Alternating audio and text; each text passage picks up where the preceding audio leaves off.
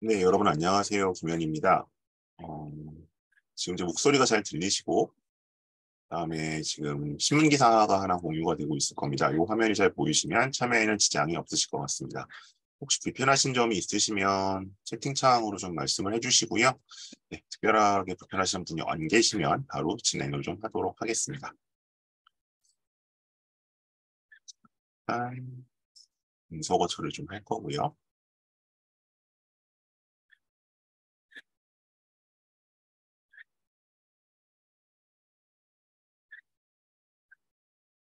네, 오늘 설명에 예고해드린 대로 일단 수행평가에 대한 말씀을 조금 드릴 건데요. 기본적으로 일단 수행평가 주제들을 좀 어떤 걸 잡을까, 거기 중에 있어서 사회복지 계열하고 아동가족 이 두 학과 쪽으로 좀 잡아서 진행을 하겠습니다. 근데 뭐 사회복지랑 아동가족으로 잡아놨지만 이제 키워드들을 보시면 아시겠지만 뭐 사회학과 쪽에서 잡을 수도 있고요. 다른 쪽에서도 얼마든지 어프로치는 가능합니다. 근데 이제 어떤 주제 잡을지 그리고 그 주제를 잡는 데 있어서 저는 일단 신문 기사들을 조금 중심으로 시사 이슈를 바탕으로 말씀을 드리도록 하겠습니다. 먼저 이제 뭐 이달의 수행이라고 해서 이제 두 차례 정도 그 설명회를 진행을 했었는데요. 아마 뭐 산업공학 쪽으로도 한번 했었고 뭐 경영 쪽으로도 했었는데 이게 두 번 하면서 양적으로도 좀 너무 산만하고 많이 나가고 그다음에 이제 가장 큰 문제는 이제 그러면 이제 설명회에서 그렇게 다 해당 계열에 대해서 얘기를 해버리면 대체 그럼 저희가 어쨌든 이제 이게 제가 컨설팅을 업으로 하고 있기 때문에 그러면 이제 유료 프로그램하고 어떤 차별화를 지을 것이냐에 대한 조금 고민이 있었습니다. 그래서 한 두 달 정도 쉬었고요. 그래서 그냥 유료 프로그램만 진행을 하려고 하다가 이제 뭐 그게 부담이 되시거나 여러 가지 이유로 어쨌든 가볍게 어떤 식으로 진행되는 건지 조금 그래도 보여드리는 건 문제가 없을 거라고 생각이 들어서 일단 좀 다시 재개를 하게 됐습니다. 그리고 제가 이제 이과 쪽은 아무래도 요새 이과의 시대다 보니까 학원에서 공유일에 특강 같은 걸 이제 개설을 해도 꾸준히 학생들이 와서 듣고 하는데, 이 문과 쪽은 뭐 그래도 좀 수요가 있을 것 같은 상경 계열이나 국제 학부 쪽을 좀 열었었는데, 예, 성원이 안 돼서 진행을 못했습니다. 그래서 그럼 이런 경우는 다 이제 결국 1대1로만 하실 수밖에 없는 거니까 이제 그거 외에 좀 어떻게 좀 접근할 방법이 있을까 고민을 하다가 그냥 약간 중간 형태로 좀 타협을 해서 진행을 해보겠습니다. 자, 일단 뭐 이달의 수행평가라고 좀 제목을 붙이는 수행평가가 지금 뭐냐. 물론 이제 중학교 때도 학생들이 진행을 하긴 했었는데 그 수행평가에 대한 얘기를 조금만 이제 드리고 들어가도록 하겠습니다. 자, 수행평가라는 것은 기본적으로 과목별로 부여가 되는 겁니다. 과목별로 부여가 되는 거고, 수행평가 유형은, 요거는 이제 그 생활기록부 작성 매뉴얼에 있는 겁니다. 교육청에서 나온. 논술 형태로 나갈 수도 있고요.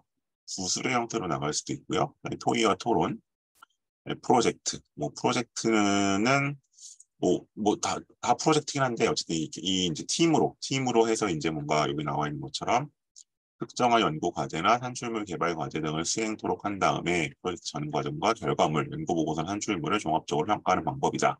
이 프로젝트형이 있고 실험 실습을 하는 방법이 있고 포트폴리오. 그래서 이제 학생들이 뭔가 이제 약간 컬렉션을 내게 하는 방법이죠. 그다음에 이제 뭐 관찰법. 그래서 학생이 뭔가를 이제 하는 걸 이제 선생님 기록하시는 방법도 있고 그다음에 뭐 자기 평가나 동료 평가 이런 형태로 이루어집니다. 그래서 이 수행평가가 왜 중요하냐? 지금 저희가 내신이라고 흔히 부르는 게 있는데, 이제 부르는 게 있는데, 그 중에서 이 수행평가의 비중을 40%까지 할 수 있습니다. 뭐꼭 40% 해야 되는 건 아닌데, 40%까지 할 수 있고요. 이제 우리가 거의 뭐 애들이 4주에서 6주씩 준비하는 중간고사, 기말고사나 지필고사가 사실은 그게 60% 정도고 이 수행평가가 40%거든요. 물론 이제 그만큼 점수 차이를 많이 내진 않지만 그래서 그런 일단 내신에 반영된다는 의미에서 의미가 있고요. 두 번째는 결국 이제 그 요새 뭐 세특 하잖아요. 과목 세특. 그 과목별로 봤을 때 예를 들어서 뭐가 있을까? 국어 시간에 토리와 토론을 했다. 그러면 그 세특에서 500자 서술되는 거에 사실 거의 절반 이상은 수행평가의 내용이 적힐 수밖에 없습니다. 그리고 뭐 흔히들 얘기하는 발표나 보고서도 이런 프로젝트형 수행평가에서 나오는 거고요. 그래서 제가 이제 뭐 다른 설명회를 통해서 작년, 올해 계속 강조를 드렸지만 세특을 잘 쓰기 위해서는 이 수행평가를 잘 해가야 되는 거고 그럼 이 수행평가를 했을 때 뭔가 주제나 아이템을 잡을 때부터 내가 진학하고자 하는 학과들 물론 이제 뭐 국영수 사과를 다 그렇게 할 수는 없겠지만 그중에 서 연관된 과목들은 특히 그쪽으로 주제를 잡아야 되는 거겠죠. 그래서 뭐 수행평가는 뭐 논술이 나올 수도 있고 뭐 토의 토론을 할 수도 있고 프로젝트성이 될 수도 있으나 여기서 이제 아이템을 정할 때 어떤 아이템을 잡을지에 대해서 오늘 저랑 같이 좀 살펴보시는 그런 시간이 될 것 같습니다. 그리고 잠시만요. 그냥 뭐지?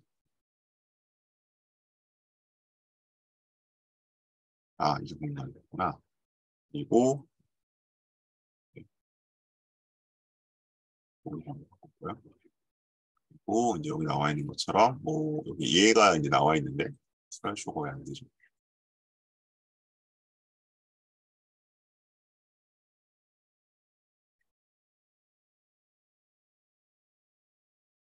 네, 그래서 이 보이실지 모르겠는데 조금 작아서 이 채점 기준에서 뭐 이제 고등학교 역사, 중국 현대사 흐름 이해하기라고 되어 있잖아요. 그래서 이런 걸 가지고 평가 요소를 하게 되는 거고요. 그다음 실제로 이제 아까 말씀드린 것처럼 결국 이런 식으로 세팅이 적히는데 결국 이 학생이 해온 이 보고서나 발표 내용 솔직히 말하면 퀄리티 있게 해갔으면 이걸로 500자 다 써주시는 게 제일 좋습니다. 그래야지만 이제 디테일을 알 수 있게 제일 좋은 거고 그래도 이제 뭐 그렇게까지는 안 된다고 하더라도 이 수행평가에 대해서 250자, 300자 이상 기술이 되는 게 가장 바람직하고요. 입시를 위해서는 또 그렇게 가려면 또 그에 상응하는 퀄리티의 이제 수행평가를 해가야겠죠. 예, 그래서 이런 이제 수행평가의 중요성 예, 때문에 이제 주제를 선정하시는 데 있어서 조금 도움을 드리고자 합니다.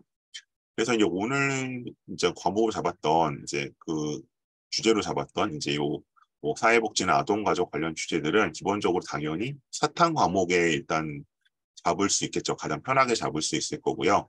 그다음에 뭐 이제 상황에 따라서는 뭐 영어 시간에 이제 그 소스가 그럼 이제 영어가 될 거고요.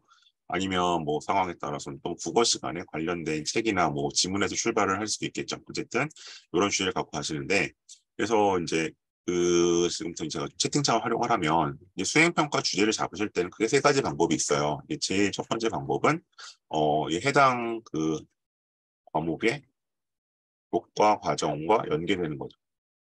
이제 이 외부에서 수행평가나 이런 거에 있을 때 약간 소위 말 컨설팅 받은 티가 나는 게 뭐냐면 어설프게 받은 거죠. 되게 뜬금없이 주제가 나오는 거예요. 뭐 예를 들어 보자면 뭐 윤리학 사상 시간인데 갑자기 윤리학 사상 세팅인데 갑자기 뜬금없이 그냥 뭐 지하철 무임승차의 어떤 경제적 측면에 얘기가 나온다든지 이렇게 되면 이제 문제가 되는 거겠죠. 그래서 일단 해당되는 과목의 교과가 좀 연계가 좋을 거고요. 뭐 상대적으로 이제 통합사회 같은 거는 다 배우니까 그중에서 좀 잡기가 쉬울 거고 그다음에 이 사탐 과목 선택 중에서도 해당되는 키워드가 연계가 돼야겠죠. 자, 두 번째 방법은 이제 약간 시사 이슈를 따라가는 겁니다. 오늘 제가 드리는 방법처럼 시사 이슈는 상대적으로 아이고 부타가 좀 있습니다. 시사 이슈는 상대적으로 조금 이 교과 연계에서 자유로운 게 왜냐하면 그때 그 사건이 뭐 뉴스에 나와서 아니면 내가 신문을 보게 돼서 아니면 사람들이 자꾸 얘기가 돼서 한번 알아봤다. 그럼 이건 당연히 이제 수긍이 되는 거잖아요. 왜 이 주제를 택했는지 동기에 있어서 그런 식으로 이제 그래서 시사 이슈가 굉장히 유용하게 쓰일 수 있고요. 당연히 시사 이슈를 교과 연계로 가주면 제일 좋긴 하겠죠. 그다음에 이제 2학년 이상인 경우에는 이제 전년도 활동이 연계돼야 되는 겁니다. 그러니까 예를 들어서 내가 뭐 고령화 문제에 계속 관심이 있어서 1학년 때 예를 들면은 뭐 정년퇴직 문제에 대해서 뭐를 했었다. 정년 연장의 문제에 대한 걸 해봤었다. 근데 이제 그러면 정년 연장이 뭐 쉽지 않다 그러면 그리고 노인 생활을 위해서 뭐 그 국민연금 문제를 그래서 한번 알아보게 됐다라든지 아니면 뭐 그 정년 연장이라 이제 뭐 반대급부일 수밖에 없는 뭐 청년 일자리 문제 알아봤다는 이런 식으로 약간 연결이 돼야겠죠. 예, 그런 연계성도 중요할 수 있습니다. 이런 게 있었던 경우에는 그래서 이제 뭔가 주제가 뜬금없이 나오지 말고 배우는 내용과 관련이 있든지 당시의 시사성이 있든지 아니면 전년도 본인의 활동과 연계가 되든지 이런 기준에 따라 좀 판단을 하셔야 됩니다.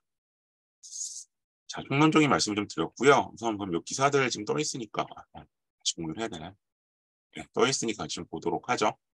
그래서 이제 국민연금에 대한 걸 좀 가지고 왔는데요. 그러니까 이 국민연금 개혁은 뭐 항상 그 부르짖어 왔지만 중요했지만 사실은 별로 인기 없는 주제죠. 기본적으로 이제 이건 결국 더 내야 하는 문제인데 어, 뭐 어떤 정부도 이제 그 부담을 안고 싶어 하지 않았는데 이제 제 기억에는 이 작년에 이제 아마 안철수 후보가 토론 후보 그 선거 토론 중에 제기를 했었고 뭐 그래서 좀 이제 공론화가 됐었던 것 같습니다. 그래서 뭐 이번 정부도 이제 이걸 하겠다고 하고 있고 그래서 일단 저는 최근 한 석 달 기사들만 좀 보다가 이게 좀 눈에 많이 띄어서 가지고 왔는데 뭐 이런 부분들은 이제 많이 아실 거예요. 좀 이제 기사를 같이 보면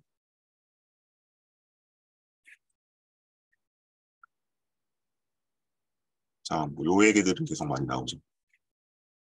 지난 며칠 동안 이제 이 칼럼인데 2041년부터 적자로 돌아서고 기아 2055년에는 기금이 모두 소진된다는 것이다. 그래서 이제 제가 학생들하고 수업할 때가 이런 얘기 장난처럼 그러거든요. 이제 나는 지금 어르신들 연금을 내고 있고 선생님은 그다음에 이제 선생님 연금은 너희가 나중에 내야 되는 거다. 그래서 이제 결국 이게 세대가 바뀌어가는 거잖아요. 근데 이제 뭐 90년생부터 연금을 못 받으면 이제 이건 되게 심각한 문제죠. 그래서 이건 이제 추계를 했다는 건데 아니 결국 이게 이제 결국 가는 중요한 건 뭐냐면 이쪽 이거 숫자가 되는 걸 좀 보셔야 되는데 자 그래서 급여를 그대로 둔 채 그러니까 이제 받는 액수를 뭐 놔둔 다음에 이러면 어떻게 보험료가 적어도 지금의 2배 이상 즉 18% 그러니까 소득의 18%를 내야 한다는 거죠.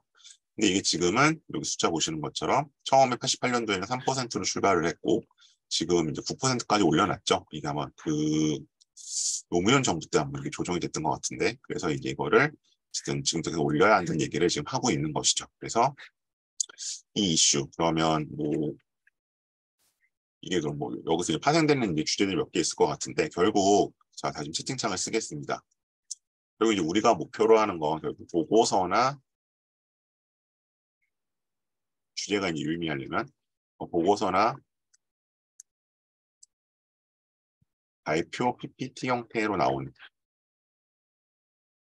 포맷의 수행평가가 일단은 목표가 되겠죠. 이런 형태의 웹사이트 주제를 잡는 게 문제가 될 거고 그럼 주제를 국민연금관을 잡았을 때 뭐 제일 중요한 건 뭐냐면 국민연금이든 아니든 간에 결국 핵심 질문을 잡아야 돼요.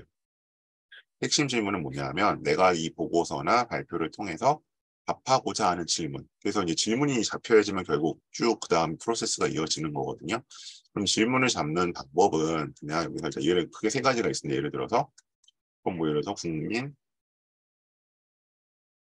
연금이란 무엇인가? 이게 이제 what question이죠. 보통 이 경우에는 우리가 개념이나 정의를 따라가는 거 그런 게 있고요. 근데 뭐 이건 일단 그렇게 선호되진 않죠. 가장 1차원적인 것이기 때문에. 두 번째는 how로 하는 방법이 있는데 how는 이제 보통 두 가지 경우가 있습니다. 첫 번째는 수단이나 방법을 찾는 경우가 있고요.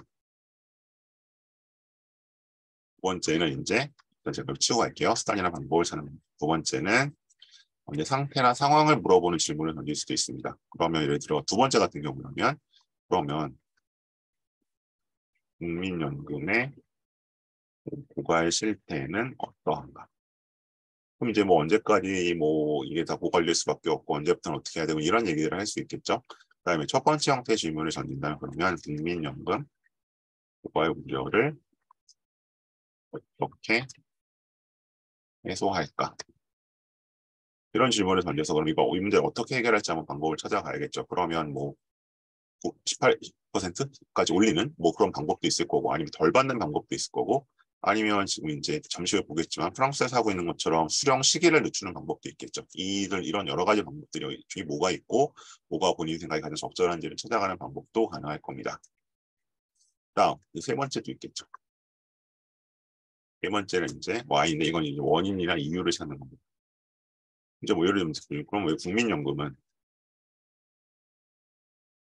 왜 뭐 2000몇 년, 2040년 더 고갈되나? 근데 이거는 뭐 원인이 다양할 수 있잖아요. 뭐 첫 번째, 뭐 이 납부율 낮기 때문이다. 두 번째는 이거보다 더 이제 지금 이제 고민되는 건 우리가 인구 감소가 급속히 이루어지기 때문이다. 이런 식으로 이제 원인을 놓고 마찬가지로 이제 그러면 이제 분석을 해보는 그런 방법, 여기에 대한 답을 찾아가는 거. 그럼 저 여러 가지 원인 중에서 어떤 게 가장 문제가 되는 건지를 한번 따져볼 수 있겠죠. 그래서 이제 이런 식으로 한번 질문들을 만들어서 그에 대한 답을 쭉 찾아가시는 겁니다. 사실은 저는 모든 글이 다 똑같다고 생각을 하거든요. 그래서 뭐 제가 대학원도 박사는 아직 못 땄고 석사만 2개고 뭐 잠깐 이제 기자 생활도 했습니다만 신문 기사가 되든 뭐 논문이 됐든 아니면 하다못해 뭐 짧은 아주 짧은 뭐 글이 됐던 결국 이런 질문에 대한 답을 스스로 해나가는 거죠. 그 답을 논리적으로 써가는 거. 이런 식으로 질문을 좀 만들어 볼 필요가 있을 것 같아요. 이런 기사들을 보고. 그래서 이제 국민연금 관련된 기사 조금 더 보면 여기 산다 봤고요. 그다음에 이거는 프랑스의 국민연금에 대한 기사죠. 프랑스 연금개혁이 좀 시끌시끌한데 그래서 이제 여기도 보면 프랑스 연금 적자가 2050년에 61조나 된다. 그래서 마크롱이 젊은 세대를 위해서 없을 돈이 줄었다. 그래서 이 공공 개혁을 해야 된다라고 얘기를 하고 있는 거죠. 그래서 뭐 여기는 세 가지가 이제 주요 내용인가 봐요. 기사에 따르면 62세에 개시되는 건 64세로 올리고 연금 수급 기간은 1년 늘리고 이제 사람의 평균 수명이 죄송합니다. 보험 내는 기간 100% 수급 내려면 43년을 내려면 정말 오래 내야겠네요. 그죠? 그다음에 지금 연금 최저 수령액도 늘리네요. 이런 내용들이 주요 골자다라고 얘기를 하고 있죠. 그래서 이제 뭐 프랑스는 훨씬 더 이게 대립이 좀 심각하게 가 있죠. 그래서 뭐 그런 내용들. 그럼 이제 여기서 또 이제 뭐 프랑스 사례를 한번 우리가 또 알아볼 수도 있을 거고요. 우리의 어떤 반면 교사가 될 수 있는지 없는지에 대해서. 다음, 이제 뭐 이 정도 지금 프랑스는 시위를 하면 무섭게 하죠. 그다음에 그런 내용들, 그다음에 마크롱 모든 걸 보았다 나와 있습니다. 그래서 대체로 지금 우리 어쨌든 뭐 보통 보수 언론, 진보 언론 매체들을 좀 나누기는 하는데 대체로 약간 보수적인 진영 쪽에서는 마크롱에 대해서 되게 좀 긍정적이고 지지하는 입장이죠. 그냥 우리도 연금 개혁을 해야 되는 거고, 그러니까 이제 마크롱이처럼 해야 된다. 그런 논조를 좀 보이고 있고요. 또 반대로 가면 그래서 이제 일본도 2004년 연금 개혁을 했고 손동 그리스 국가 파산이다. 그래서 이렇게 얘기하고 있고요. 근데 이제 기사가 어떻게 있는지 모르겠는데 이에 대한 반론들도 있어요. 반론들도 있어서 뭐 예를 들면 그러니까 이제 연금을 못 받는 일은 없다는 거죠. 왜냐하면 연금은 어차피 국가가 세금으로라도 메워줘야 되는 것이기 때문에 못 받는 일은 없는데 자꾸 이제 이쪽 보수 매체들이 좀 과장하고 있는 거 아니냐라는 이제 반론도 나오고 있고, 그다음에 이제 프랑스 같은 경우도 뒤에 기사가 있을 것 같은데, 네, 이제 요거죠. 프랑스적인 가치. 프랑스의 가치는 뭐냐? 그래서 노년의 여유로운 현행 제도에 자부심을 갖고 있다. 그리고 시민 권리의 사회적 합의가 없이 뭔가 좀 마크롱이 극단적으로 추구했다. 이런 이제 과정적인 문제 이런 것들. 그러니까 뭐 이제 요즘엔 뭐 우리나라도 그런 경향이 있긴 하지만 이제 뭐 반짝 걸고 일찌감치 이제 은퇴를 해서 한 40대 은퇴하는 사람들도 있죠. 그래서 그런 게 있는데 이제 이게 당겨지는 거에 대해서 그러니까 프랑스 나름대로 이제 연기에 대한 프라이드가 있었는데 이게 깨지는 것이다라고 해서 조금 그런 꼭 곱게만 보지는 않죠. 그리고 여론조사 결과는 70%가 반대하고 있다는 프랑스 상황도 나와 있습니다. 그래서 그런 이제 프랑스 상황을 볼 수도 있고, 그래서 이제 만일에 오늘 제가 사회복지나 아동가족이라고 문제를 잡긴 했지만 이 연금 문제는 사실은 뭐 가장 직결되는 거는 이게 노인복지 문제일 거고요, 그죠? 근데 기본적으로 이게 가족 부양제도랑도 관련이 있는 문제이기 때문에 그쪽도 연관될 수 있을 것 같습니다. 그렇게 보시면 좋을 것 같고요. 약간 반론들도 좀 있고, 약간 진영에 따라 시간이 좀 다르긴 합니다. 그리고 이제 여기에 대해서도 유기사항이에요. 그래서 프랑스 전문가들 연금 개편 공방이 있다. 그래서 이제 뭐 여기에서 뭐 은퇴 연장이 필요하냐, 일찍이나 저항에 불리하냐. 그래서 아까 말씀드렸던 그런 약간 반론들, 마크롱이 꼭 일방적으로 지지를 받거나 옳은 것은 아니다라는 반론들을 보시다시피 이것도 한겨레 쪽에 좀 다뤄주고 있죠. 그래서 약간 시각 차이 있습니다. 진영에 따라서. 같이 있고요. 설명 걸었다는 얘기 나와 있고, 주요 내용들 이렇게 나와 있습니다. 그래서 뭐 그냥 짧은 형태의 수행평가라고 하면 그냥 뭐 관련돼서 프랑스는 지금 어떻게 돌아가나? 그러니까 한국과 프랑스의 대조만 해도 네, 충분히 거리는 될 겁니다. 자, 그다음 이건 이제 조금 다른 주제로 넘어가는데요. 이제 연금하고는 다른 건데 파워 시니어라는 개념인 겁니다. 그러니까 이게 매체가 말을 좀 만들어내는 감도 없지 않아 있는데 파워 시니어는 뭐냐? 파워 시니어, 고령화가 심화되고 대학을 졸업한 인구가 늘어나면서 나타나는 고학력의 노인들. 이들은 학력뿐만 아니라 양호한 건강 조건, 근로 의욕도 함께 갖췄기 때문에 청년, 중장년층이 줄어들 미래 고용시장의 중요한 주체가 될 것으로 보인다. 그러니까 이제 65세를 우리가 노인이라고 규정을 하는데 이 규정이 이제 거의 한 40년이 넘은 거죠. 근데 요즘 뭐 65세 어르신들은 우리가 이제 갖고 있는 그런 관념적인 노인의 개념은 아니죠. 뭐 여러 가지 면에서 봤을 때. 그래서 이제 그런 특징을 파워시니어를 부르는 거고. 그래서 이 기사는 이제 이런 걸로 시작을 하죠. 김수형, 가명 씨는 최근 경비가 되기 위해 경기 지도사 시험을 준비했다. 라고 나가고 있고, 그는 서울대를 졸업하고 대기업을 거쳐 자동차 관련 외국계 기업에서 임원까지 오른 뒤 퇴임했다. 이른바 스펙을 갖춘 바. 서울대 나온 분이요. 그렇죠? 그가 경비시험을 준비한 이유는 다른 일자리를 구하는 건 쉽지 않았기 때문이다. 오랫동안 일해온 업계에서 자문 일자리부터 찾아봤지만 정년을 넘긴 사람을 반기는 곳은 없었다. 노인들이 주로 지원할 일자리 이력서를 내면 너무 화려한 경력이 부담을 답변에 들어왔다. 그래서 이제 오히려 이제 고학력이 약간 취업에 장애가 되는 이제 노인으로 또 카테고리 묶이니까 잘 안 되는 그런 계층을 말한다는 거죠. 그래서 이런 케이스가 나와 있고요. 그다음에 여기 파워 시니어 정의가 나와 있는데 뭐 아까처럼 파워 시니어는 무엇인가라고 가본다면 여기 보시죠. 미래 노인들은 현재의 노인들보다 고학력에 더 건강하고 근로의욕이 높은 새로운 노년층이라고 분석했다. 고학력에 의욕이 넘치고 건강한 highly educated, highly motivated, healthy 이른바 3H로 무장한 파워 시니어라고 얘기를 했다는 거죠. 예, 그래서 이런 계층이 하나의 올리고 있고, 그러니까 뭐 제일 좋은 거는 정년이 연장되는 건데 사실 정년이 연장되면 또 청년 일자리가 줄어들 수밖에 없는 문제가 있잖아요. 그래서 이 계층을 우리가 어떻게 활용을 할 것이냐. 그래서 이제 뭐 꽤 오래전 영화기는 한데 그 인턴이라는 영화가 있었죠. 그래서 이제 그 로버트 드니로가 거기서 나이가 60대 후반 뭐 그 정도였는데 그앤 해서웨이인가요? 어쨌든 그 배우의 이제 젊은 30대 CEO가 있는 곳에 가서 다시 근무하는 뭐 영화 자체 뒤에 좀 이상하게 약간 용도사미가 됩니다. 뭐 어쨌든 그것도 이제 이런 파워 시니어의 어떤 활용 문제를 다룬 영화라고 할 수 있겠죠. 그래서 이제 이렇게 개념적으로는 이제 그 약간 사회과학적으로 파악을 하고 예를 들어서 뭐 국어 시간이라든가 아니면 다른 시간에 그런 이제 그럼 파워 시니어가 실제로 뭔가 그 형상화된 재현된 그런 이제 어떤 뭐 문학 작품이나 영화를 가지고 우리가 한번 감상문을 써가는 것도 충분히 수행 평가로 생각해 볼 수 있겠죠. 이런 파워 시니어 개념이 있고요. 이게 일단 그 동아일보가 조금 특집으로 다뤘던 거고 3월 20일 전후로 해서 네 여기 나오는 것처럼 좀 통계 자료 좀 나와 있죠. 치우겠습니다. 그래서 이제 뭐 2040년 몇 년 남았죠? 27년인데 27년이면 저도 이 계층에 들어가겠는데요. 네, 저 지금 40대 중반이니까. 그래서 이 500시간은 들어갈 것 같은데 경력 활용을 맞춤형 일자리를 늘려야 한다라는 얘기가 지금 나오고 있습니다. 뭐 지금 아마 이걸 보시는 부모님은 대체로 이제 비슷한 상황이시겠죠. 그러니까 이 사람들을 뭐 지금 이 단순 노무주밖에 없는데 이들을 뭔가 활용을 하자. 그리고 또 이제 인구도 주니까 생산 가능 연령도 줄잖아요. 그래서 인구도 그런 얘기들로 좀 끌고 가고 있습니다. 그래서 이것도 이제 우리의 고령화 사회가 보여주고 있는 한 단면이겠죠. 그래서 이걸 긍정적으로 볼 거냐는 얘기도 있을 것 같고 그다음에 뭐 한국의 얘기였었는데 은퇴 좋은 시니어가 났다. 미 기업들 중장년 취업 열풍이라고 되어 있습니다. 그래서 이것도 언제죠? 4월 8일 기사 얼마 안 됐네요. 그죠?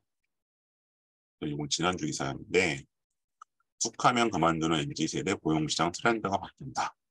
그래서 이제 오히려 뭐 이제 벌써 꽤 됐죠. 이제 맥도날드에서 뭐 일하시는 할아버지 할머니 얘기도 나온 적이 있고 근데 이거는 이제 상대적으로 아무래도 젊은 세대들은 20, 30대들은 이제 평생 직장 개념이 없고 상대적으로 이제 로얄티도 좀 떨어지다 보니까 뭐 나이가 들었더라도 근태가 좋은 근태란 말 자체가 이제 요즘 젊은 세대는 안 맞긴 한데 어쨌든 그런 쪽에 늘어나고 있고 역시 이제 약간 파워 시니어나 시니어 계층이 선호되는 형상 좀 볼 수 있을 것 같습니다. 그래서 이런 것도 한번 다뤄보실 수 있을 것 같아요. 다음 그다음에 이제 무임승차 얘기로 좀 가겠습니다. 저는 개인적으로 이제 이 이슈에 좀 관심을 꽤 오랫동안 갖고 있고 제가 사실 수업 시간에 디스커션 주제로도 몇 번 삼아서 친구들과 많이 얘기를 했던 건데 어 이거는 좀 되풀이되는 논쟁이긴 한데요. 사실은 이제 제 기억에는 이게 이제 본격적으로 커진 거는 2012년이었던 것 같아요. 10년이 넘었네요. 네. 이제 그 박근혜 대통령이 그때 당선이 됐었는데 박근혜 후보가 거기서 이제 박근혜 후보가 이제 주로 상대적으로 이제 고령층의 지지를 많이 받았잖아요. 당시 이제 문재인 후보는 상대적으로 젊은 층의 지지를 받았다라고 지금 결과가 나왔었고, 근데 그 이제 약간 지금도 있는지 모르겠지만 다음에 아고라라고 이제 청원이 올라갔었는데 당시 보도로 보면 그 노인들은 그 선별적 복지 좋아하면서 보편 복지 싫어하면서 왜 그러면 지하철은 공짜로 타냐라고 이제 논란이 왜냐하면 이제 지하철 무임승차는 15세 이상이면 다 그냥 무료로 태워주는 무료로 이제 탑승할 수 있는 그런 이제 그 보편적 복지잖아요. 그래서 약간 뭐 논란이 있었던 것 같은데 그래서 여기 뭐 몇 가지 측면이 있죠. 정치적으로는 약간 그런 약간 진영 논리, 진보 우세 논리도 있고요. 경제적으로 보면 이제 이 적자 폭이 또 엄청나잖아요. 그래서 지금 사회적 편익 연간 3,650억, 지하철 수익 3,700억인데 이게 아마 전국으로 따지면 7천억인가 그럴 거예요. 최근 통계를 보면서 그 정도의 이제 손실. 그다음에 지하철 적자가 또 심하잖아요. 그 얘기 경제적 측면. 그다음에 이제 문화적 측면에서 봤을 때 노인을 어떤 경로 우대로 보는 사상은 이제 많이 사라졌죠. 지금 문화적 변화 이런 거 다 있는데 그래서 이제 그 얘기가 나와 있는데 근데 이제 제가 요 기사를 특별히 가지고 온 거는 요것 때문이에요. 이제 사회적 편익 연간 3,650억. 그러니까 지하철 무임승차로 해서 뭐 예를 들어서 아주 직접적으로는 뭐 노인들이 그걸로 택배를 한다라든지 아니면 뭐 운동을 하거나 이제 뭐 춘천 가서 코로나 전에 뭐 닭갈비 드시고 오신 분들 많이 있었죠. 어쨌든 이런 좀 긍정적인 효과도 있거든요. 근데 그런 게 사실은 계산이 잘 안 나왔었는데 몇 년 전만 해도 여기서는 계산이 나왔어요. 3,650억. 그다음에 수익 뭐 손익도 나와. 이건 많이 보도가 됐던 거에서 이게 어쨌든 플러스적인 요인에 대해 일단 통계가 좀 나와 있기 때문에 여기 사를 가지고 왔고요. 그다음에 근데 뭐 여기서 세부적인 주제를 좀 제시하고 있죠. 누가 노인인가? 그러니까 이제 이 지하철 무임승차 논쟁 자체를 다루는 것도 있지만 여기서 하나 나오는 게 노인. 65세 이상 노인이 많나? 65세 이상 요새 뭐 청년은 좀 과장이지만 사실 우리가 갖고 있는 노인은 아닌 것 같은데 이게 그 얘기. 그러니까 이게 평균 연령이 올라가서 뭐 그만큼 올라가야 되지 않느냐 이런 거 따져볼 수 있고요. 그다음에 이제 모두에게 전액 무료가 맞는가? 그래서 이제 제가 애들하고 디스커션 할 때는 약간 그런 극단적인 사례를 들어요. 그러니까 이제 65세가 넘은 건물주 할아버지는 무료로 지하철을 타고 건물주도 건물주 나름이지만 그 상황에 따른 재벌을 뭐 지하철 안 타지 그냥 무료로 타는 거 아니에요. 65세 이상이면. 그다음에 이제 그 건물의 편의점에서 알바를 하는 20대 청년은 돈을 내고 타야 되고 이게 그런 거 정의롭냐 이런 식으로 좀 시츄에이션을 설정을 하는데 이제 그런 식으로 이제 여기 이제 보편복지라는 게 갖고 있는 약간 역차별의 문제. 그다음에 이제 세 번째는 이거 이제 계속 제가 지적을 했던 건데 이제 비용에 대한 면에 있어서 이게 지금 이 3,700억이다 뭐 7천억이다 하는 게 어떻게 계산하는 거냐면 이거잖아요. 뭐 하루에 몇 명이 타고 뭐 1년에 총 몇 명이 무료로 이용을 하는데 거기다가 지하철 요금 뭐 천 얼마를 곱해서 나오는 계산이잖아요. 근데 이게 과연 이게 그럼 경영이나 경제학적으로 마이너스가 맞냐는 거죠. 왜냐하면 코스트와 이제 베네핏을 따지는 건데 이게 수입이 안 잡히는 건 맞는데 그렇다고 해서 지출이 나가는 건 아니거든요. 지하철은 어차피 다녀야 되니까. 그러니까 예를 들어서 노인 65세 이상이 뭐 하루에 뭐 예를 들어 10,000명이 탄다고 해서 지하철에 더 들어가는 코스트는 없거든요. 이제 이걸 과연 그러면 회계적으로 우리가 마이너스로 봐야 될 것이냐 이 문제가 사실 있는 거죠. 어차피 보정 비용으로 나가는 거기 때문에 약간 그런 자잘한 것들이 몇 개 있어요. 그래서 무임승차 논쟁 뭐 찬성 반대 이렇게 뭐 그냥 뭉뚱그려서 가지 마시고 그런 세부적인 논점들 좀 하나하나 다 넣어보면 각자의 전공에 따라서 충분히 접근해 볼 수 있을 것 같습니다. 그래서 요거는 이제 이런 약간 편익에 약간 통계가 나와 있어서 제가 특별히 좀 보여드렸고요. 그다음에 뭐 요것죠. 아까 이제 말씀드린 세부 주제죠. 노인들이 물어봤다는 거죠. 이 노인들은 직접 65세는 좀 아니지 않나? 그래서 이제 질문을 했더니 노인들은 72.6세 이상이면 평균 노인이라고 볼 수 있을 것 같다니 나왔다는 겁니다. 그래서 서울시가 3,100명 조사했던 거. 그래서 이건 노인한테 직접 물어본 거니까 예를 들어서 뭐 이거를 친구들한테 고등학생들한테 좀 조사를 한번 해볼 수도 있겠죠. 이제 그러면 뭐 청소년을 생각하는 노인의 기준은 몇 살인가 뭐 이런 것들 해볼 수 있을 것 같고요. 그다음에 세대 갈등에서 뭐 여론조사했던 결과 그래서 뭐 폐지인지 아니면 뭐 변경 나이를 올리거나 이제 뭐 그런 거겠죠. 그 뭐 출퇴근 시간에는 뭐 안 하든지 이런 것들 할 수 있는 것들 아니면 근본적 해법. 그래서 이게 자꾸 세대 갈등 양상으로 가니까 정치권에서 좀 고민을 하는 것 같고요. 세대간 양보 필요하다 뭐 이런 기사도 있고요. 근데 이제 사실은 저는 이 측면은 요새 사실 이게 세대 차이인 것 같은데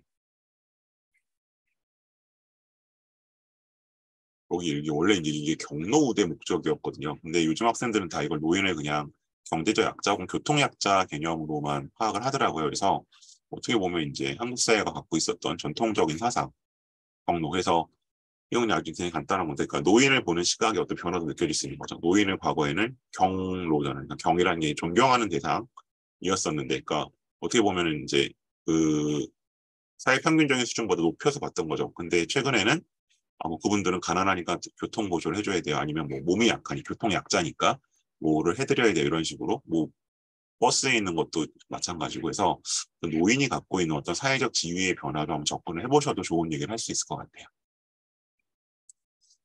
있고요.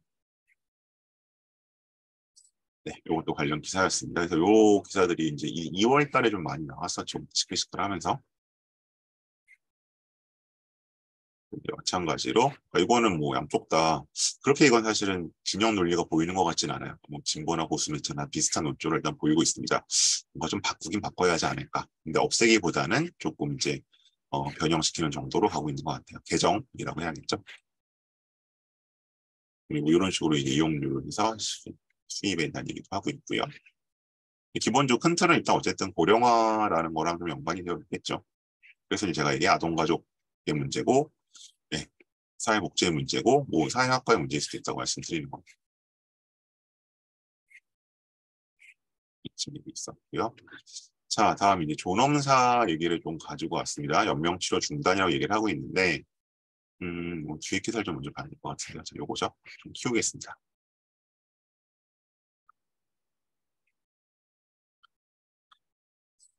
자, 존엄사라고 부르면 이거는 되게 범위가 넓습니다. 법적으로도 그렇고, 약간 뭐 사회과학적으로 그런데 이제 그냥 우리가 이제 여기서 이제 이걸 얘기하는 거는 뭐 안락사도 있고 적극적 안락사, 소극적 복잡한데 뭐 그 개념을 한번 정리해 보셔도 될 것 같고요. 그래서 이제 뭐 존엄사란 무엇인가?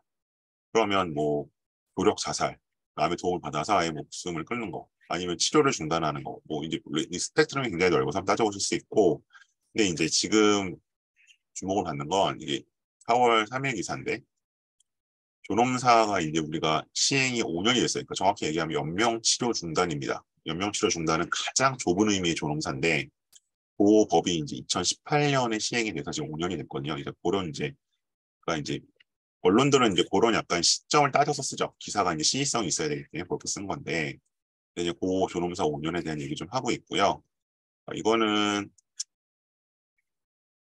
약간 법 제도적인 측면 얘기를 하고 있고 이게 이제 의학적이거나 생명과학적으로 가면 이제 의대나 이제 그쪽 생명과학 주제인데 우리 법 제도의 좀 문제인 것 같고요. 그래서 이제 존엄사가 얼마나 되어 있는지 실태 얘기를 좀 하고 있고 근데 얼마나 되어 있느냐 보죠.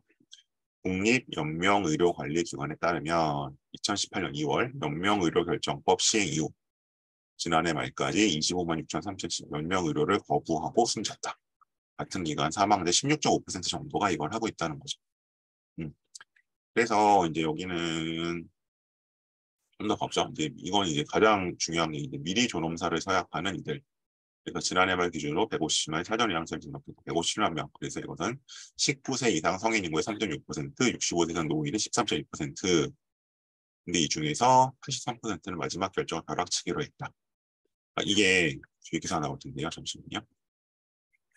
이게 논점이 뭐냐 하면 항상 이제 저는 이제 발표나 보고서 할 때 항상 이제 약간 아규먼트를 잡고 거기에 대한 본인의 오피니언이 있는 게 좋다고 보는데 좀 있습니다.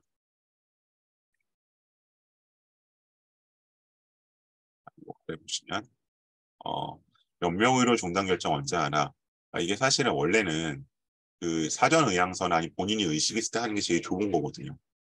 원래 그렇지 않고 이렇게 가족이 하게 되면 그때 이제 그 사실 이게 예전에 김할머니 사건으로 거슬러 올라가는 건데 본인이 이제 평소에 이걸 항상 원하셨어요라고 가족이 뭐 가족 2인이 이제 이상이 뭐 증언을 하고 이제 이런 몇 가지 단계가 있거든요. 그래서 거기 되면 이제 되게 복잡해져요. 뭐 이게 뭐 크레더블 하니 믿을 수 있냐 없냐 문제도 있고 그다음에 뭐 항상 이런 문제 생기면 사실은 드라마에서도 그렇지만 가족 간에 합의가 잘 안 되잖아요. 그죠? 갑자기 효자들이 나타나기도 하고 그래서 이게 좀 어려운데 보시면 이제 여기 보시면 38.5% 자기 결정했는데 심지어 근데 몇 명이 5만 4천 명이 이 중에 절대 다수가 당일 결정했다. 그러니까 이제 이거는 사실은 신중한 결정이라고 보기는 뭔가 좀 꺼려지는 거죠. 그리고 83%가 임용 직전에 결정을 했고.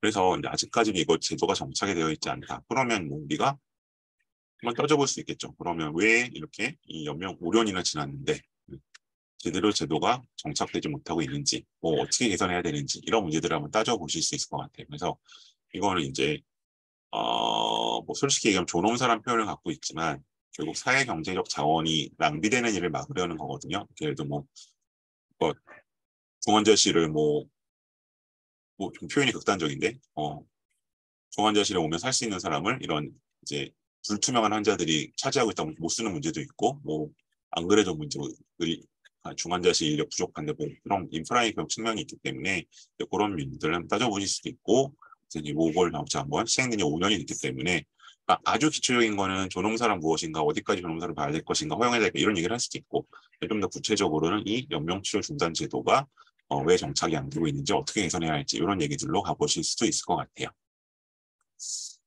그렇고요. 다음 여기서 봤고, 그래서 이거는 제도적인 측면 자체를 좀 지적하고 있는데 무슨 얘기냐면 이게요 지금 되게 까다로워요. 그러니까 이제 뭐 그것도 물론 이제 논란거리긴 한데 이게 원래는 본인이 사전 의향서를 쓰거나 아니 뭐 가족 전원이 합의를 하거나 2인 이상이 본인의 뭐 진술이라고 얘기를 하거나 그래야 되거든요. 그러니까 이제 인정받을 여지가 굉장히 적은 거죠. 그러니까 결국 이제 이거는 이제 생명의 그 자기결정권을 존중하는 측면이 분명히 있는데, 근데 이제 이건 약간 개인의 어떤 권리를 존중하는 측면이고, 사실은 이 제도를 자체 실시하는 거는 개인의 존엄이라는 명분이 있긴 하지만 결국 사회경제적 자원의 효율적 활용이라는 면이 있거든요. 거기로 가기까지가 아직도 너무 먼 거죠. 그래서 여기 나와 있는 것처럼 이걸 좀 어떻게 확대를 할까. 그리고 임종에 이제 임박해야 되고 뭐 어떻게 뭐가 안 되고 뭐가 안 되고 조건이 까다로운데 그것만이 아니라 뭐 지속적 식물인간, 중증 치매 환자 이런 경우들까지 좀 늘릴 수 있을까. 근데 이제 여기 이렇게 되면 당연히 이제 생명병시라는 또 반대쪽의 명분이 나오긴 합니다. 그럼 그 여러 가지 얘기 중에서 나는 어느 얘기를 취재하고 왜 그런지를 한번 고민해 보는 것도 충분히 수행평가에서 우리가 다뤄볼 수 있는 주제입니다. 논점입니다.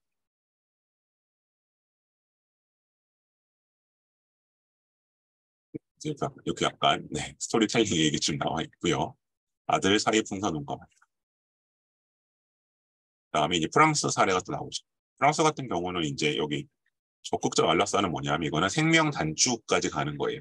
그러니까 이제 아까 우리 연명치료 중단은 그 예를 들어서 산소호흡기를 떼면 바로 이제 자발적으로 생명 유지되는 게 아니라 이제 인위적으로 생명 늘리는 장치를 떼는 거였는데 이거는 아주 적극적 안락사. 그러니까 뭐 예를 들어 뭐 치료를 중단한다라든지, 아니면 뭐 뭘 주사를 놓는다니 이런 것까지 가는 것들, 그런 것들인데 이제 그런 것들에 대한 얘기들 프랑스 얘기가 좀 사례로 나오고 있고요. 그다음 네 번째 나와 있는데 요거는 조금 좀 논쟁적인 부분일 수도 있고 뭐 개인에 따라서는 호불호 갈 주제긴 한데 어쨌든 사회현상도 나왔기 때문에, 자 동성결합 건보 피부영자 인정한 이심판 유의죠. 이건 문화일보 기사고요. 문화일보는 아무래도 그 백그라운드 자체가 종교적 색채가 있으니까. 그다음에 문화역시 합법태로 인한 동성 피부양 판결, 그다음에 동성부부 건보적 인정한 법원, 동성결합도 사실혼과 사회보장 다를 바 없어. 그러니까 이제 이거는 뭐냐면 뭐 이게 그냥 제일 팩트가 나와 있는 기사인데, 그러니까 지금 이제 건강보험이 그 피부양자 개념이 있잖아요. 뭐 자녀들도 있고 그다음에 뭐 따로 이제 뭐 그 건강보험에 가입되어 있지 않은 부모일 수도 있고 주로 이제 배우자들이 거의 이제 뭐 없으면 배우자에 들어가 있는데, 이거는 뭐냐면 지금까지는 이제 현행법상 이성 간 혼인만 부부로 인정이 되죠. 그러니까 이제 이거 동성혼 제도, 동성혼이 허용이 안 되는데 우리는 재판부가 이제 시대에 따라 가족 개념이 달라져서 동성결합 부부 아니지만 생활 공동체다. 지금 누구나 소수자일 수 있다 꼬집기도 이렇게 얘기를 하고 있는데, 자, 이 얘기는 뭐냐면 그래서 이제 결국 사실상 이제 그 부부로 인정 내지는 가족, 그러니까 건보가 적용이 된다는 건 어쨌든 이걸 가족으로 인정을 한 거잖아요. 그래서 이제 그러면 이 동성 결합도 가족으로 볼 수 있는 것이냐? 그래서 이게 좀 논란이 지금 있는 거죠. 그래서 모르겠습니다. 이게 지금 2심 판결이기 때문에 최종적으로 어떻게 나올지는 모르겠는데, 이건 이제 결국 우리가 이제 동성혼을 인정을 할 것이냐 문제가 되어 있고요. 이제 이 얘기를 하게 되면 뭐 여기에 대해서 이제 입장이 엇갈릴 수 있는데, 이제 주의할 점은 뭐냐면 학생들한테 이제 이 얘기를 하면 뭐가 문제가 첫 번째 나오냐면 동성애하고 동성혼하고가 좀 구분을 못해요. 음. 예를 들어서 동성애는 지금 불법이 아니죠. 네. 그러니까 우리가 이제 쉽게 말해서 동성애자라고 해서 혹은 동성애를 한다고 해서 잡혀가지 않습니다. 형사적으로 처벌받지 않아요. 그리고 처벌하는 나라도 있습니다. 이제 뭐 예를 들어 무슬림이나 이제 뭐 러시아 이런 나라들 처벌을 하죠. 하지만 동성애는 합법이에요. 근데 지금 뭐는 우리가 인정을 안 해줘? 동성혼은 인정이 안 되는 거죠. 그래서 이제 보호 권력 구분할 필요가 일단 하나 있고요. 그래서 이제 이 문제가 하나 있고, 두 번째는 그러면 동성혼으로 갔을 때 최근에 한 벌써 꽤 됐죠. 한 16년, 15년 그 정도에 이제 미국에서 동성혼 합헌 판결이 이제 나왔잖아요. 연방대법원에서. 뭐 최근에 좀 다시 이제 돌아가고 있는 것 같긴 한데, 근데 동성혼에 대해서는, 그러니까 이걸 자꾸 동성애나 뭐 자꾸 종교적인 이유로 갖고 들어오는데 그 문제가 아니라, 이 동성혼을 우리가 어떻게 볼 것이냐에 대해서는 이제 결국 혼인제도라는 것의 성격을 좀 봐야 되거든요. 그러니까 이제 우리가 쉽게 말하면 그 뭐 부부가 된 사람에 대해서 그러니까 혼인한 사람이 돼 혼인 안 하는 사람에 대해서 뭔가 약간 권리를 주잖아요. 네, 뭐 예를 들면 뭐 아주 쉽게 얘기하면 뭐 어디 그 주택 분양에 있어서 뭘 주기도 하고 그다음에 뭐 세금 낼 때도 뭐 배우자 수당을 뭐 배우자 공제 이런 걸 해주기도 하고 이런 게 있는데 이제 여기서 이런 게 기본적으로 혼인 제도인데 그럼 이 혼인 제도의 목적을 두 가지 견해가 있는 거죠. 그럼 개인의 행복을 위한 거냐 이게 측면이 큰 거냐 아니면 이게 결국 사회 보장의 측면이 있는 거냐. 그러니까 이제 여기서는 공동체의 지속이겠죠. 이 구도로 사실은 가셔야 되거든요. 근데 이걸 자꾸 이제 뭐 종교적인 문제가 아니라 이거는 또 이제 그 가족제도를 인정해주고 부부라는 걸 이제 따로 약간 어떻게 보면 특권이잖아요. 미혼에 비해서는 그런 걸 주는 이유가 뭐냐. 그래서 이제 그럼 이거 개인 행복으로 본다면 당연히 동성혼은 이제 차별을 받으면 안 되는 거죠. 네, 이건 이제 개인이 이제 그냥 성적 취향에 대한 문제니까. 근데 만약 이게 사회보장으로 본다면 예를 들어서 이제 뭐 공동체 지속이라는 게 결국 후속 세대의 생산이잖아요. 그런 측면에서 보자면은 이제 이거는 뭔가 차별의 여지가 있는 거죠. 이제 항상 여기서 반론이 나오는 건 뭐냐면 아니 근데 이성 부부도 애 안 낳는 집 있지 않느냐 이제 이런 얘기들로 보통 가요. 근데 이거는 그 다음 단계 얘기인 것 같고 그럼 이제 기본적으로 이제 우리가 이 혼인 제도를 만들 때는 이제 이성 부부는 어쨌든 수속 세대를 생산한다는 걸 전제로 만들어진 거니까 이제 그 얘기인 것 같고 그다음에 이제 두 번째는 그럼 동성혼을 뭔가 인정을 해주긴 해주는데 그러면 이성혼 부부와 똑같이 인정을 해줄 것인지 아니면 뭐 몇 년부터 얘기가 나오고 있는 생활 동반자 제도라는 게 있거든요. 그러니까 이제 보통 거죠? 생활 동반자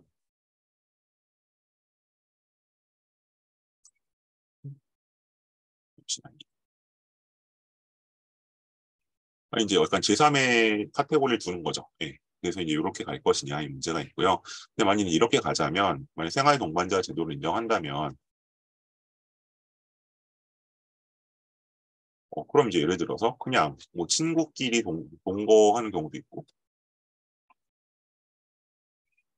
아니면 그냥 뭐 그냥 쉐어하우스처럼 사는 경우도 있고 이런 경우는 우리가 어떻게 여기까지 우리가 확대할 수 있을 것이냐에 대한 문제가 좀 발생하긴 하겠죠. 그래서 약간 이런 논점들 아니 이건 기본적으로 이제 전통적인 가족 개념이 아니라 보통 뭐 남녀의 결합으로 형성된 뭐 아버지, 어머니, 자녀의 그런 약간 가족 개념이 아닌 게 이제 새로운 가족 개념이 늘어나고 있기 때문에 그런 문제들로 한번 가보실 수 있을 것 같아요. 그래서 이건 사실 이제 아동 가족을 준비하는 친구들이 좀 더 고민해 봐야 될 문제긴 하겠죠. 가족 제도나 후인 제도라는 것이 또 공동체의 존속의 측면이 더 큰 것인지 아니면 개인의 행복 보장을 위한 것인지 측면 그러니까 뭐 당연히 이제 뭐 100대 0은 아닌데 어디에 균형을 잡을지를 본인이 좀 고민해 볼 필요가 있을 것 같습니다.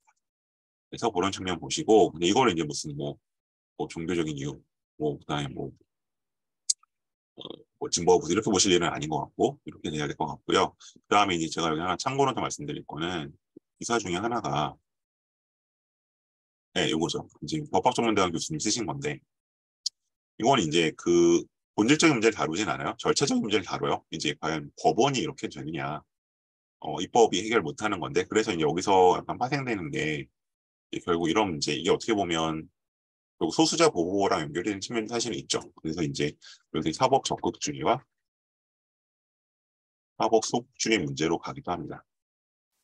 그러니까 이제 사법 적극주의라는 게 입법이 따라가지 못하는 그런 거에 대해서 이제 법원이 약간 적극적으로 뭔가를 실현하는 주로 이제 그 마이너리티 문제가 이렇게 되잖아요. 그 대표적으로 이제 양심적 병역 거부 인정 문제 같은 거 그거는 국민이 다수가 반대하기 때문에 절대로 입법부에서는 해결이 안 되는 거죠. 그랬는데 약간 뭐 예전에 호주제 같은 것도 그랬고 이런 것들이 저도 한번 파생시켜 볼 수 있는 문제입니다.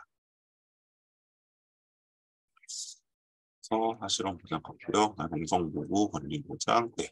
있고 그리고 뭐 이제 약간 그냥 부수적으로는 이제 최근에 이제 경구 낙태약에 대해서 뭐 낙태 문제도 이제 우리 이슈 중에 하나이기 때문에 태아의 생명권을 볼 것인지, 그다음에 그 여성의 자기결정권을 볼 것인지 문제 같은 것도 좀 다뤄볼 수 있을 것 같고요.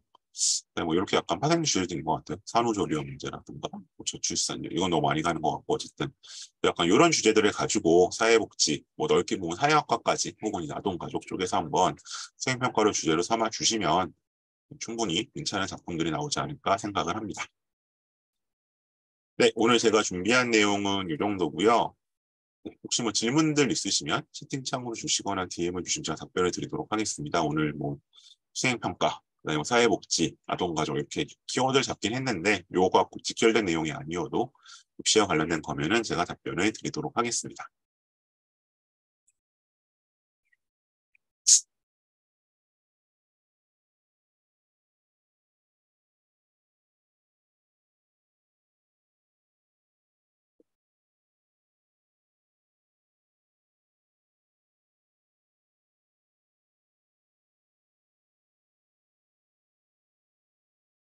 네, 가까이 들어주셔서 감사하고요. 제가 원래 수업할 때는 뭐 뉴스 영상도 보고 드라마도 보고 하는데 이렇게 그런 게 들어가면 유튜브에 올렸을 때 다 잘리더라고요. 저작권 때문에. 그래서 이제 그렇게는 못했고 그냥 기사만 보여드리는 식으로 진행을 했습니다. 네, 저도 감사하고요. 뭐 궁금하신 점은 더 없으실까요?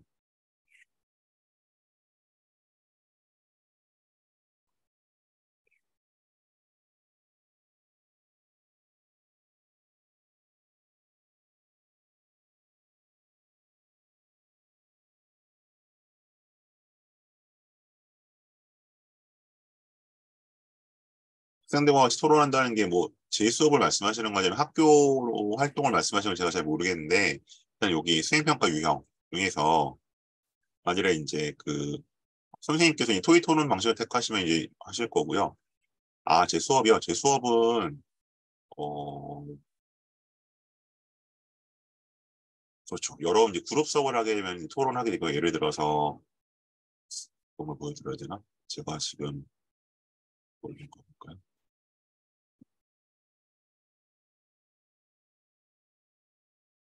제가 이거 제 밴드가 예를 들어 이제 아마 면접 퀴즈 특강은 그렇게 진행을 못할 거고 그러니까 세특 특강을 하게 되면 지금 말씀드린 것처럼 일단 내용을 정리해서 학생들하고 좀 전달이 된다고 보면 될 것 같고요.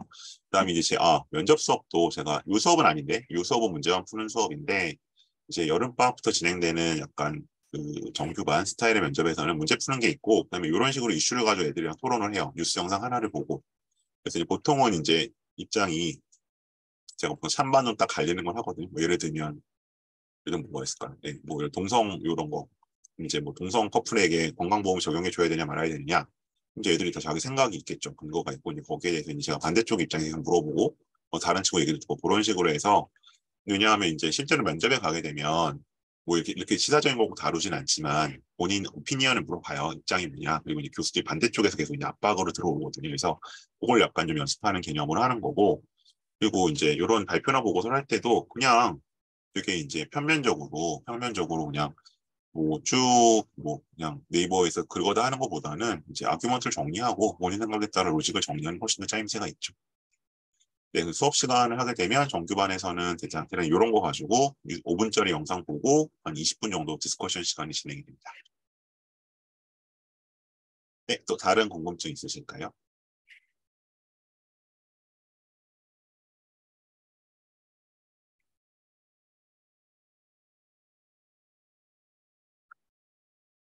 이 면접 수업 말씀하신 거 면접 수업은 일단 대면으로 잡혀 있는데 온라인 수업은 제가 아마 어, 인원이 모이면 할 거예요. 근데 온라인은 또 인원이 잘 안 모여서 어쨌든 시간표는 공지가 될 겁니다. 아마 제가 5월 초나 중순이면 여름방학부터 올 하반기 계획이 다 나가니까 그때 한번 살펴보시고 또 말씀에 문의를 주시면 좋을 것 같네요.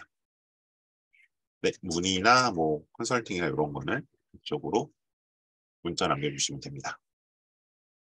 네, 또 다른 궁금증 있으실까요?